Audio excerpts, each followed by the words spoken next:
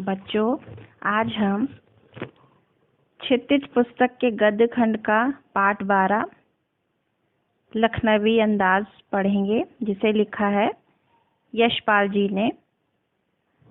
पाठ समझने से पहले हम यशपाल जी के बारे में जानें। यशपाल जी का जन्म सन 1903 में पंजाब के फिरोजपुर छावनी में हुआ। प्रारंभिक शिक्षा कांगड़ा में ग्रहण करने के बाद लाहौर के नेशनल कॉलेज से उन्होंने बीए किया। वहां उनका परिचय भगत सिंह और सुखदेव से हुआ। स्वाधीनता संग्राम की क्रांतिकारी धारा से जुड़ाव के कारण वे जेल भी गए। उनकी मृत्यु सन 1976 में हुई। यशपाल की रचनाओं में आम आदमी के सरोकारों की उपस्थिति है। वे यथार्थवादी शैली के विशिष्ट रचनाकार हैं। सामाजिक विषमता, राजनैतिक पाखंड और रूढ़ियों के खिलाफ उनकी रचनाएं मुखर हैं। उनके कहानी संग्रहों में ज्ञानदान, तर्क का तूफान, पिंजरे की उड़ान, वार दुलिया, फूलों का कुर्ता उल्लेखनीय है। उनका झूठा सच उपन्यास भारत विभाजन की त्रासदी का मार्मिक दस्तावेज है। अमिता, दिव्या, पार्टी, कामरेड, दादा कामरेड, तेरी मेरी उसकी बात उनके अन्य प्रमुख उपन्यास हैं। यूं तो यशपाल ने लखनवी अंदाज व्यंग यह साबित करने के लिए लिखा था कि बिना कथ्य के कहानी नहीं लिखी जा सकती, परंतु एक स्वतंत्र रचना के रूप में इस रचना को पढ़ा जा सकता है। यशपाल उस पतनशील सामंती वर्ग पर कटाक्ष करते हैं जो वास्तविकता से बेखबर एक बनावटी जीवन शैली का आदी है। कहना ना होगा कि आज के समय में भी ऐसी परजीवी संस्कृति को देखा जा सकता है। आइए अब इस पाठ का हम सार समझें। लेखक कोई नई कहानी लिखने हेतु व उस विषय के बारे में सोचने के लिए एकांत चाहता था। इसलिए उसने सेकंड क्लास का टिकट ले लिया। साथ ही उसकी इच्छा यह भी थी कि वह रेल की खिड़की से मार्ग में आने वाले प्राकृतिक दृश्यों को देखकर कुछ सोच सके। जिस डिब्बे में लेखक चढ़ा उसमें पहले से ही एक नवाब साहब पालथी मारे हुए बैठे थे। उनके सामने 2 ताजे खीरे तौलियों पर रखे हुए थे। लेखक ने के उस डिब्बे में चढ़ने पर नवाब साहब ने कोई उत्साह नहीं दिखाया।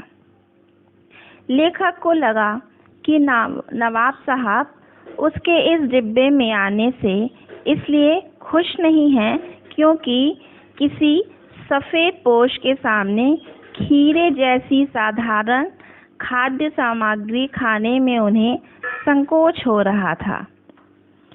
जब बहुत देर हो गई तो नवाब साहब को लगा कि वह खीरे किस प्रकार खाएं।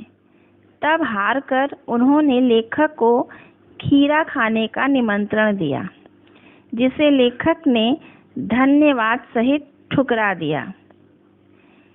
लेखक द्वारा खीरा खाने के लिए मना करने पर नवाब साहब ने खीरों के नीचे रखे हुए तौलिए को झाड़कर सामने बिछाया। सीट के नीचे से लोटा उठाकर दोनों खीरों को खिड़की से बाहर धोया और तौलिए से पोंछ लिया।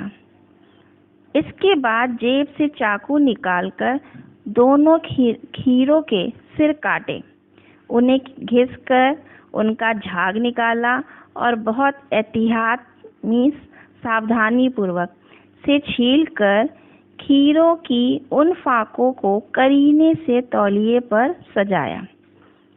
यह सब करने के बाद उन्होंने उन फाकों पर जीरा मिला नमक और लाल मिर्च की सुर्खी बुरक दी।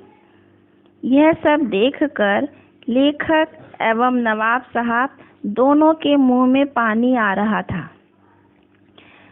यह सब करने के बाद नवाब साहब ने एक बार फिर से लेखक को खीरा खाने का निमंत्रण दिया।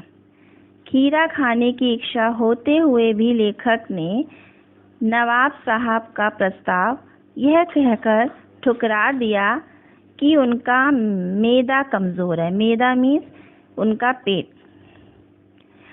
तब नवाब साहब ने फाकों को सूंघा, स्वाद का आनंद लिया और उन फाकों को एक एक करके खिड़की से बाहर फेंक दिया। इसके बाद लेखक की ओर देखते हुए तौलिए से हाथ और होंठ पोंछ लिए। लेखक को लगा जैसे वह उससे कह रहे हैं कि यह है खानदानी रईसों का तरीका। इसके बाद लेखक को नवाब साहब के मुंह से भरे पेट की ऊंची डकार का स्वर भी सुनाई दिया। यह सब देखकर लेखक सोचने लगा कि जब खीरे की सुगंध और स्वाद की कल्पना मात्र से पेट भर जाने की डकार आ सकती है, तो बिना विचार, घटना और पात्रों के लेखक की इच्छा मात्र से नई कहानी क्यों नहीं बन सकती। तो इस तरह लेखक का मन जो है वो जो एकांत की तलाश में कहानी लिखने के लिए बैठा हुआ था, उन्होंने भी अपने मन को कल्पना मात्र से कहानी लिखने के लिए तैयार कर लिया। अब आप इसके शब्दार्थ कॉपी में लिखिएगा और ध्यान से उसको पढ़िएगा भी और याद भी करिएगा। धन्यवाद।